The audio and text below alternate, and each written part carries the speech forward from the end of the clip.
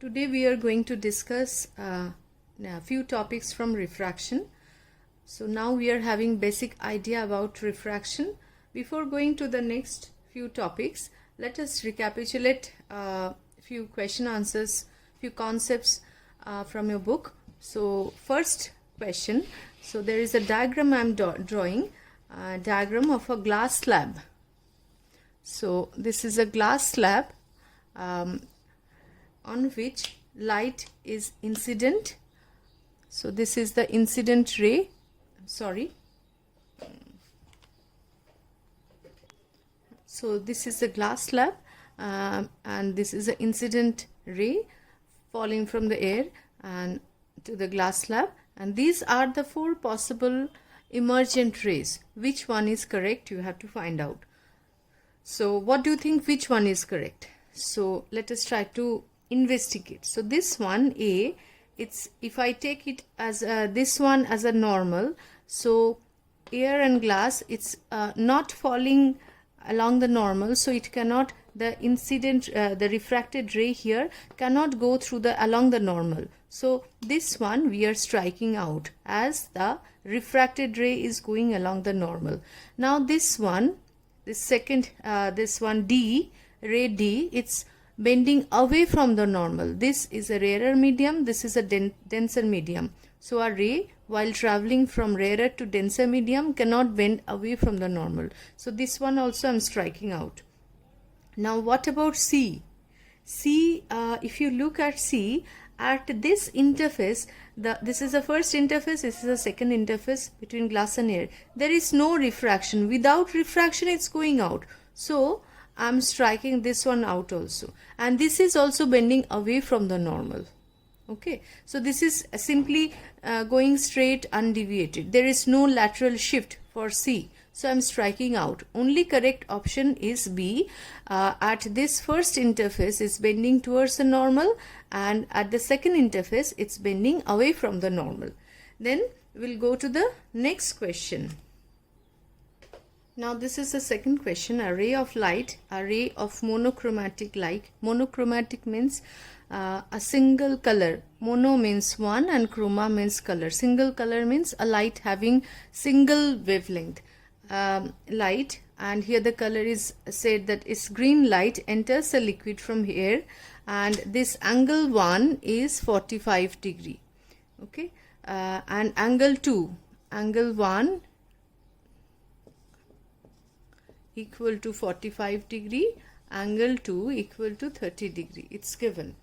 Now find the refractive index of the liquid, and that's the first question. So it's traveling from first medium to second medium. For the first question, number 1, sin I by sin R equal to mu 2 1. So mu 2 1 means refractive index of the liquid with respect to one air here. So it will be the absolute refractive index equal to sin I is 45 degree and sin R is 30 degree. So what is the value of mu? The value of mu will be root 2 here, putting the value of sin 45 and sin 30. So second question says, show in the diagram the path of the ray after it strikes the mirror and re-enters the air. Okay, so what will be the path of the light? So this is a plane mirror, so here it will suffer reflection. And what are the laws of reflection? So the laws of reflection, the first law of reflection will apply. The angle of incidence here will be equal to angle of reflection. So these two are normals, these two are parallel. So this is also angle 2, that is 30 degree. And after reflection it will go out at an angle equal to 30 degree. I am writing here 2. Now I am drawing here one normal, and after, so this ray diagram, one more important thing is in the ray diagram there must be arrow. So after reflection it comes here, it will suffer refraction, and as again it's going back from second medium to first medium, following the principle of reversibility of light path. Here these two are perpendiculars, these two are normal at the surface, so these two are parallel. So this angle, if this is angle 2, this must be angle 2. Now here it is incident at an angle equal to angle 2, which is 30 degree. So following the principle of reversibility of light path, when it emerges, the angle of refraction will be again angle 1, that is 45 degree. So don't forget to put the arrow. So this is the diagram when it comes out. Now the third part of the question says, if the plane mirror is kept normal to the refracted ray, that is this ray, if the plane mirror is kept normal to the refracted ray, become normal to the refracted ray inside the liquid, then what will be the refracted, what will be the outgoing ray, what will be the diagram when it re-enters the air. Now the diagram, let me try to draw it. Now suppose the mirror is kept normal to this, that means this is perpendicular, this refracted ray and the mirror, they are perpendicular to each other. So the angle of incidence in this case, when the mirror is perpendicular to the refracted ray, is, as this is along the normal, so the angle of incidence is 0. When the angle of incidence is 0, it will go along the same path. So in the third case, it will follow this path, and it will come out, go out of the liquid in this path only. What is the principle followed here? This principle here is principle of reversibility of light path. Okay, now we will move on to an important topic, refraction of light through prism. And now what is a prism? It's a transparent refractive medium bounded by 1, 2, 3, 4 and 5 plane surface with triangular cross section. Okay, so we'll study the refraction in prism. This surface in the side are the refracting edges, refracting surface, and these are the refracting edges. Okay, now this is called the base of the prism, and this angle A, this is the angle of prism. So now on, we will only draw the cross section of this side surface A, B, C. We'll draw only the cross section of surface A, B, C. Okay, now let me try to draw the this cross section and show you how the light ray bends when it passes through a prism, and what are the relevant definitions related to this refraction in of light through a prism. So this is the cross section of prism I have drawn. This is A, B and C. Now one light ray is falling at this surface. This is the incident surface, and one light ray will fall here. This is the incident ray, and we'll draw a normal at this point of incidence. So angle with the normal is the angle of incidence, and the incident ray will bend towards the normal, and it will go like this. At this point also we'll draw another normal, and as this is going from denser to rarer medium, it will bend away from the normal, and this angle is called the emergent angle. Sometimes this is I1 and I2, or you can say incident angle and emergent angle. This is the first refracted angle R1, this is the second refracted angle R2. Okay, now there are few terms related to this prism. The light ray, if you try to imagine the light ray, had there been no prism, without the prism, the light ray would have gone this path. So this was the original path of the light ray, and so this is R1, and this is called first angle of deviation. So light ray deviates by angle delta 1. Now in the second case, the light ray was going in this direction. Here it deviates by an angle delta 2. Now if I this is in continuation of this line, and if I just extend this line, so this is your delta 2. Delta 2. I'm not writing the delta 2 here. As you understand, this is the second deviation, and this is delta 2 here. From little bit of geometry you can write, and this is the total deviation suffered by the ray, delta. Okay, now I extend this normal here, two normals here, and this is your, let's say this angle is angle N, this is angle of prism. So what are the few things that we need to know? This is the incident ray, this is the emergent ray, angle of incidence, angle of emergence, this is the first angle of deviation, second angle of deviation, this is the total angle of deviation. So let me now name the points. This is P and Q and N and M. M is this point where this extended rays lines meet. Now what are we going to prove? Now we are going to find out a relationship with the angle of deviation, angle of incidence and the angle of prism, because we can find out the angle of prism easily.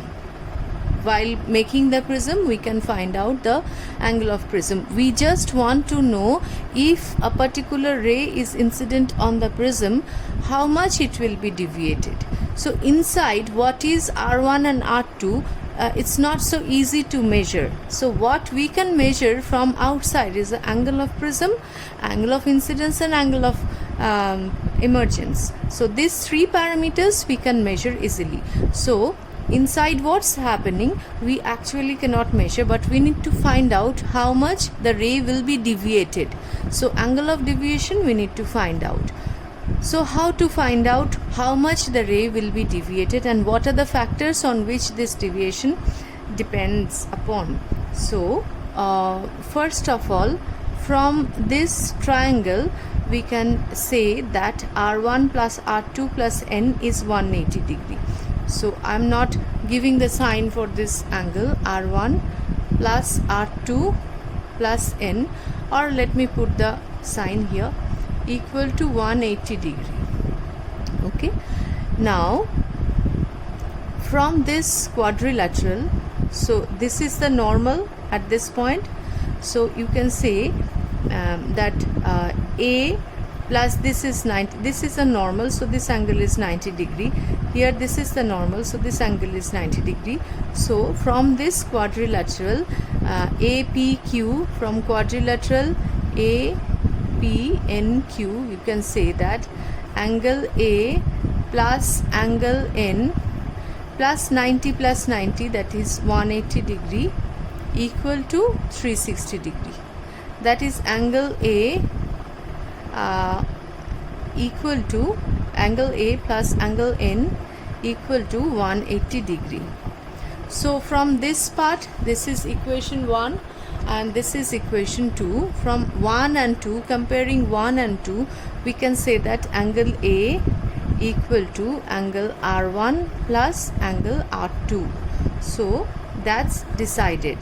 Now we come to this part. So we come to this triangle MPQ, and this is the exterior angle and these are the interior opposite angles. So angle delta equal to angle delta 1 plus angle delta 2. Okay, total deviation is equal to delta 1 plus delta 2. But what is delta 1? This is I, this whole thing is also I. So this just vertically opposite angles. So this I is equal to angle I equal to delta 1 angle delta 1 plus angle R1, and angle E equal to angle delta 2 plus angle R2. So we can write angle this delta, I'm simply writing delta equal to what will be the value? I minus R1. So angle I minus R1 plus angle E minus angle R2. So we take this I plus E here, I plus E minus R1 plus R2, but R1 plus R2 is A, so we get deviation, total deviation I plus E minus A. This is a very important relation in class 12. If you are willing to study science, then from this relation onward you have to prove something. This proof is very important. Okay, now delta equal to I plus E minus A proved. Now what are the factors affecting this minimum deviation, angle of deviation? This is the angle of deviation. What are the factors affecting angle of deviation? First of all, definitely the angle of prism. Okay, so I am retaining only this equation. This is one important proof that you have to do for ICSE exam. So we have the equation delta, that is the angle of deviation, is equal to I plus E minus A. So from here we can say that the minimum, this is the deviation, angle of deviation depends upon I, that is angle of incidence, and the E here, emergent ray, emergent angle, it depends upon the refractive index. How much it will bend, it depends upon the refractive index. The relationship between I and E, how much it will bend, it will depend upon the refractive index or the material of the prism. Okay, and the third factor here, you can see that it depends upon the angle of prism. And of course one more factor is not here in the equation. So the fourth factor that it depends upon is the wavelength of light. For red light the deviation is less, for violet light the deviation is more. Okay, so these are the factors affecting the angle of deviation of a prism. Now it has been experimentally observed that if we plot the angle of deviation versus angle of incidence graph, so it will be like this. So we plot the angle of deviation here and angle of incidence here, I versus D versus I. So it's very important to level the axis properly, and it has been found that angle of this deviation varies like this. So at a particular point, for a particular angle of incidence, the deviation is minimum. So this is called delta M, and for a particular angle of incidence, and it has been experimentally found that when I equal to E, then the deviation is minimum, and we can write the formula as delta minimum equal to 2I minus A. Okay, so when the angle of deviation is minimum, then I equal to A for a prism, and the ray inside the prism, it travels parallel to the base of the prism. Okay. Now in the next part we will study a few things related to refraction, but it's something different, something interesting also. So what is that? So from the Snell's law we can see that if this is the angle of incidence, suppose this is the denser medium, rarer medium air, and this is water, let's say, and angle of incidence and angle of refraction are, from Snell's law, sin I by sin R equal to a constant. This means if I increase I here, sin I increases, then I'm talking about 0 to 90 degree only, not beyond that.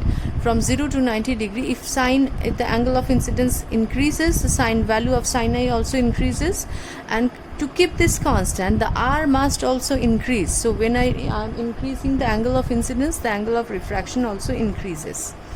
Well, with this fact, let us try to understand few things.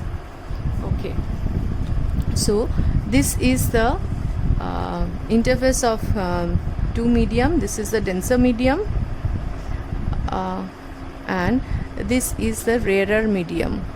So now we consider a light ray traveling from, we draw a normal here, a light ray traveling from denser medium to rarer medium, so it will bend away from the normal. Now if I increase the angle of incidence here, this is the angle of incidence and this is the angle of refraction. So as sin I by sin R is constant, if I increase the angle of incidence, then angle of refraction will also increase. So one particular time will come for this angle of incidence. For this particular angle of incidence, I'm drawing it with two arrows. The ray will just graze this interface of two medium. This is the refracted ray. It will graze the interface of two medium. That is, for this particular angle, I'm writing it as IC. The angle of refraction will be 90 degree. So this angle is termed as critical angle. And what is the critical angle then? Critical angle is the angle of incidence in the denser medium for which the angle of refraction in the rarer medium is 90 degree. So if we increase the incident angle beyond this critical angle, what will happen? If we increase the angle of incidence beyond the critical angle, suppose this I'm drawing with three arrows. So if I increase the angle, then light ray will no more be refracted, it will be reflected back in the same medium, following the laws of reflection of light. Okay, so this phenomena is called total internal reflection. Now, what are the criteria for this total internal reflection? Number one, light ray must travel from denser medium to rarer medium. Number two is the angle of incidence must be greater than critical angle for this pair of two media. Okay, so please try to understand this part. In the next day, we'll try to understand this total internal reflection and few application of this total internal reflection in detail. That's all for today.